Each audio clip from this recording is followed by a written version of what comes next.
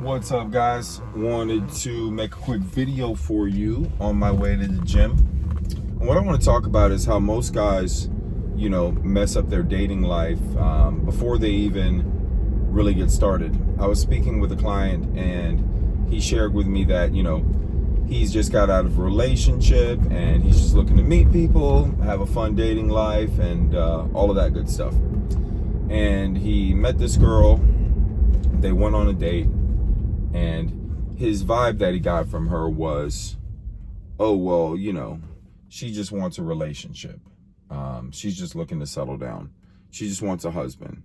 She just wants somebody that's going to take care of her. And I asked him why he thought that. And he explained to me, he said, well, she has a kid. So because she has a kid, she wants someone to take care of the kid. That's the only reason that she's dating. And I found that to be an odd thing for him to say, because I've met people who are doctors and lawyers and entrepreneurs, and they're kind of handling their business and taking care of things, and their biggest thing is that just meeting people who aren't super weird online, because a lot of people don't really know how to message and be calibrated, and they come across kind of weird, okay? Which is the value of coaching, and like I always tell you guys, I've got a network of coaches that can help you with any concern that you have. So that's number one, is there's no need to think that because she's online that she wants you to just, I've had girls tell me that. They go, guys think that like the only reason I want to hang out with them is to go to dinner.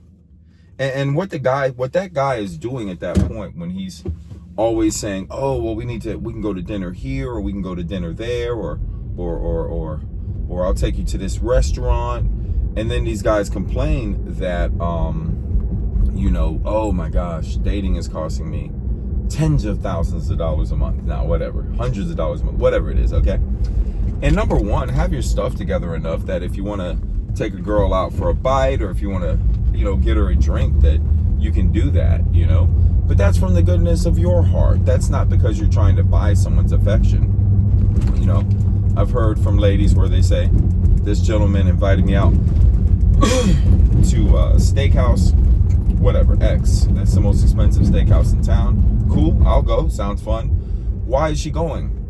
Because the guy, the way that he's framing it is like, hey, I'm going to take you out for this dinner. He's probably not being very man to woman. And it's just sort of like setting this frame of, I have tons of money and my goal in life is to take care of you, person I just met.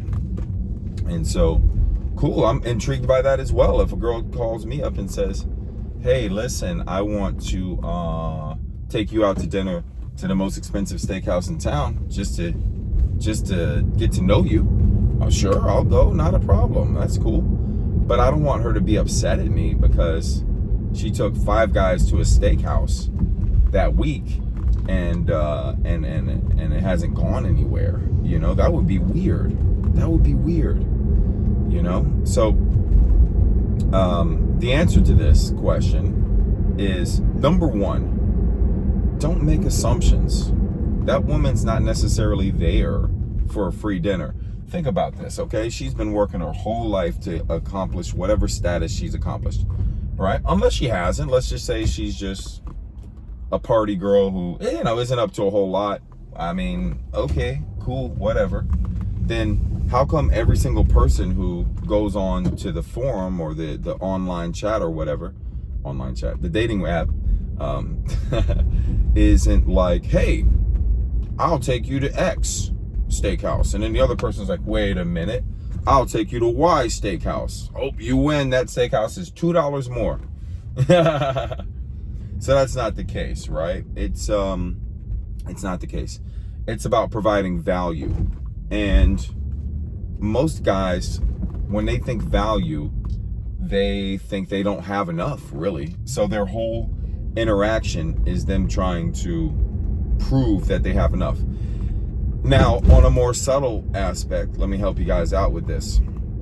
This can come across as big, long text when she sends something shorter, it can come across as being insecure about anything, right? Anything. It comes across in the messaging is what I'm trying to say to you guys, okay? So don't make assumptions. She probably just wants to meet a cool guy that can create the feeling of attraction within her. Number two, don't get caught up on being so attached to your personality and your personal style that you're not comfortable with shifting some things. When I first started working with my online dating coaches, I was like, okay, like I know how to talk to people. This is ridiculous. Like, okay, so what? I sent 4 lines. Like, are we really gonna be so meticulous? Is that the world we live in, where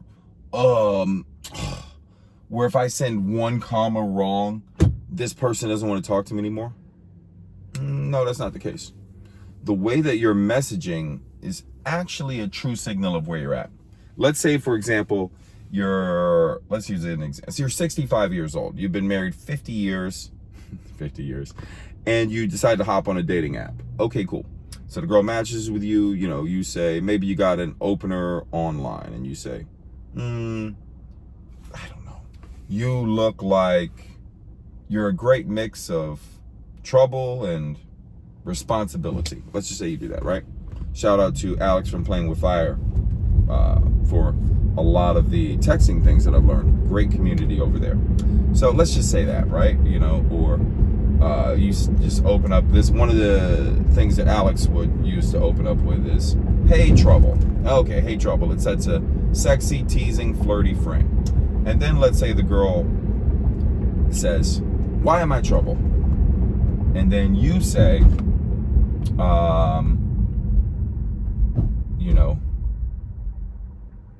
oh, I didn't assume you were trouble. I was just having fun flirting with you. You just backpedaled from your frame. Yeah, but that's not really my frame. I was just sending something I saw online. That's not really me. It's not really me. Go deeper. Look at the context. Hey, trouble. Why am I trouble? And then maybe you need the coach to feed you another line, right? And then maybe it's because, hey, well, for one, we matched, right? For example, like, so you're saying, hey, I'm trouble, right? Okay, cool, right? For example. And then she goes, oh yeah, glad to hear. Something like that. So now you go back to the coach and you go, what do I say now? That's fine. That's why you get coaching. But then once you have the framework, what you want to do is you want to go, what is the underlying context here? And then maybe the underlying context, you say, oh, I know what the underlying context is. Girls only like Chads and Tyrones. See, they don't want anything like genuine. It's all about lines. And you go crazy, right? No. Instead, you want to look at that and you want to go, oh, wait a minute, that's really interesting. When I said this, I didn't get a response. When I said this, I did. I wonder what the experience that other person is having is. Okay? And it's going to start to become more organic. It's going to start to become more of who you are. Because what you're going to realize is, wait a minute. Like when I post a picture of me eating Doritos to be like different and artistic. Or if she says, what are you up to this weekend? And I go, just finished playing foosball with my dog.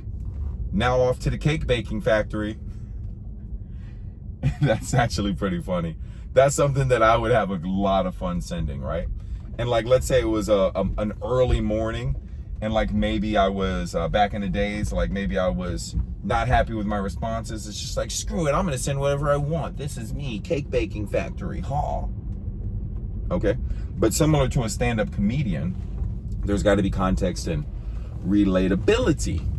So if you're sending that and it doesn't mesh with the girl's sense of humor, or by the way, if you were sending something like that earlier in an interaction, you're also like being very niche towards a person who would sort of like surreal, offbeat humor.